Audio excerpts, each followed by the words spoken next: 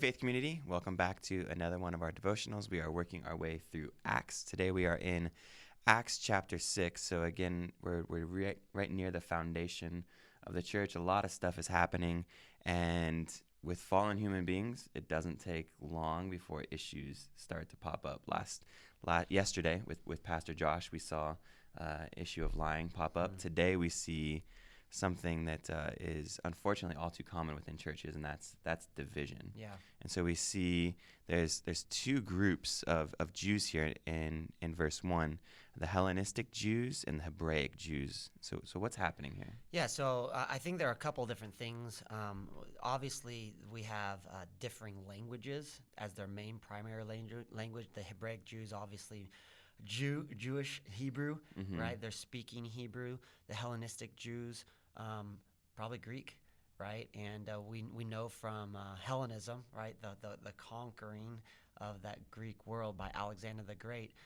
This is a pretty normal thing for it to be the main trade language. And so we don't know if these are from a little bit different regions or whatnot, but they are differing in the way that they're approaching life, more of a Hellenistic language-wise, Hebraic, Jewish-wise, and so it's causing some problems. Yeah, and what you don't want to do when there's sort of divisions inside the church is like, all right, we'll just divide. Like, you guys go here, we'll go here. You do your own thing. You go, like that's what we've done through a lot of Christian history, but that's not what the founders of the church did. What did they do instead? Yeah, it's pretty cool because it would have been really easy to just do that, wouldn't it? Just like, okay, you guys, you take care of your deal, we'll take care of all deal, and we'll go from there.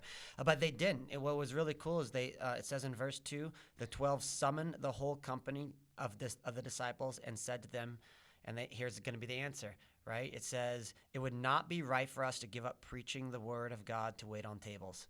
Wow, that's huge because, when you have a heart for people, sometimes you can actually take the word and sort of set it aside in order to do all the busyness that ministry takes place. And there's a lot of stuff that happens that you're not thinking, that's not prayer, that's not study the word and the preaching the word. And they said, we're not going to do that. We're not going to do that to wait on tables. We recognize waiting on tables is important, but it says, brothers and sisters, select from among you 7 men of good reputation, full of the Spirit and wisdom, who can appoint to this duty. But we, meaning the Hebraic leadership of that situation, but we will devote ourselves to prayer and the ministry of the word. And then verse 5, this proposal pleased the whole company. And that's really, a good leadership is able to navigate tough situations and both parties feel good about it. Right. And so I think that's a really, really cool thing to be mindful of. Paul says later, that as far as Romans 12, as far as it is possible with you to live at peace with all men. And some of the things that I think really happens in any set, it could be family, husband, wife, siblings, friendships, is we can kind of start judging each other's motives. I can't believe those Hebraic Jews. They're purposefully leaving us out of this. Our widows need it too, and they're purposely, like, they're plotting. Yeah. And talk to us a little bit, Jason, about, we say on my soccer team a lot, mean no offense, take no offense. Like, you can't judge each other's motives. When we truly love one another, what does that actually practically look like? Well, I think like when we love each other, and especially as believers, right? And this all sort of falls apart without Christ. But as believers, we are one mind, one heart, one purpose. And so it benefits me to not assume that what comes out of your mouth and offends me was intentionally offensive. Yeah.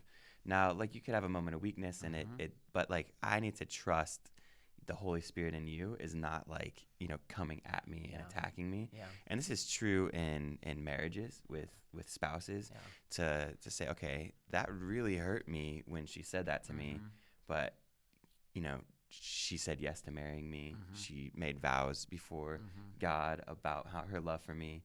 And so I need to trust that. And it also just in everyday relationships with other believers, it's just like, okay, they're a believer, they're saved. That's not them plotting against me. And when I understand that, it's way easier to reconcile. Because I'm not second guessing all the things they're saying. I'm not doubting, them asking forgiveness. I'm like, they don't really mean it. Right. Like, it's trusting, you know, it's trusting their new heart, really. It's believing the best about them. Yeah. It's treating them the same way I would want you to treat me. Yeah, exactly. Right? Because it's so easy. John Wooden has a great quote. So you always, the mud's always on the outside of the window. It's so much easier for me to point the finger. Oh, I can't believe you would do that. But I would never, right? And yet, man, that's the golden rule. Do unto others as you'd have them do unto you. And if we could just really grasp, like, that people aren't actually plotting. Yeah.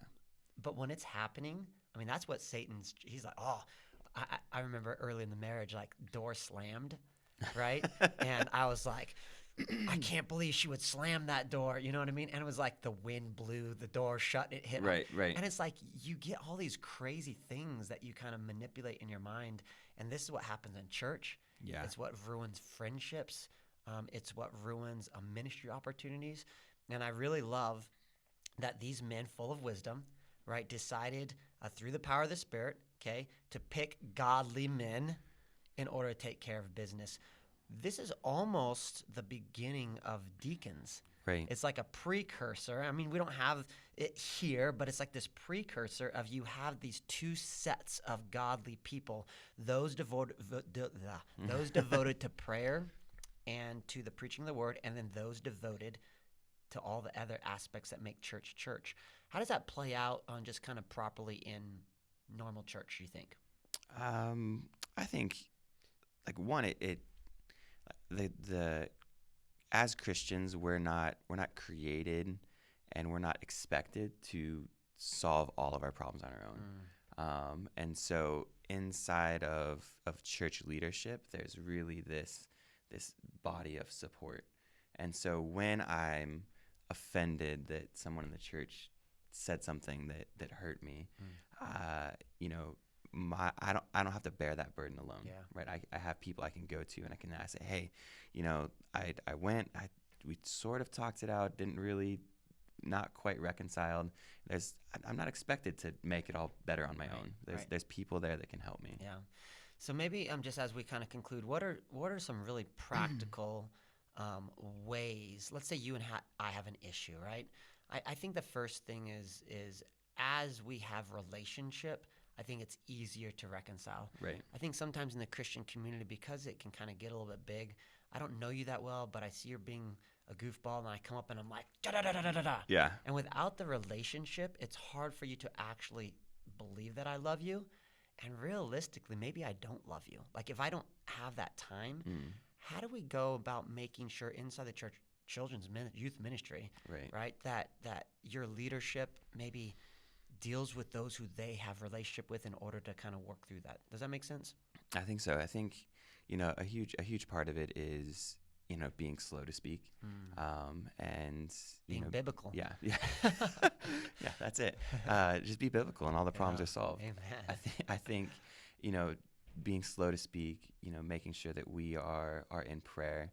I think, you know, if there's an offense that arises, you know, I should go first. I think one of the issues is we could take something like this and like, okay, now I need to go and like I'm gonna get all the deacons on my side. I'm gonna get all the elders on my side. And it was like, all the dividing lines. I misspoke. I didn't mean any offense by that. And like, oh, okay. But I think, you know, we can go. But then if that step doesn't work, that there's a network of people that we can go to. And I think, you know, for like, we're all sinners. Like this is. Can you say that again? You're a sinner. Yes, I am. We're all sinners, and I think there's the stigma around believers that like I have to be perfect. Yeah. One, I don't want to ever let anyone know that I'm hurting, or two, I don't want to ever admit that I can't solve this on my own. Because then you're weak. Right, exactly. Yeah. And for us as believers, like there's like God created us as a body to work together. Yeah. And so I think, you know, we can, as believers, like get over that a little bit. Yeah, that's cool. So, I mean, what we see from this beginning is that even in the early church, there's issues right away, and there's ways in which we can navigate those issues.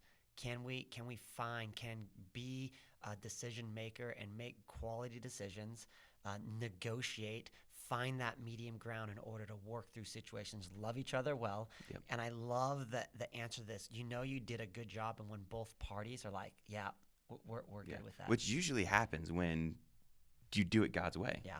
Right? When you have godly people doing things God's way, it's like, oh, okay. Yeah. we're Makes good. sense. Yeah. And then you forget it ever happened. What were we arguing about again? Exactly. Awesome. Thank you very much, Faith Community Church. We pray that you have a wonderful day. And if there's someone that you need to reconcile with, go do it. God bless. God bless.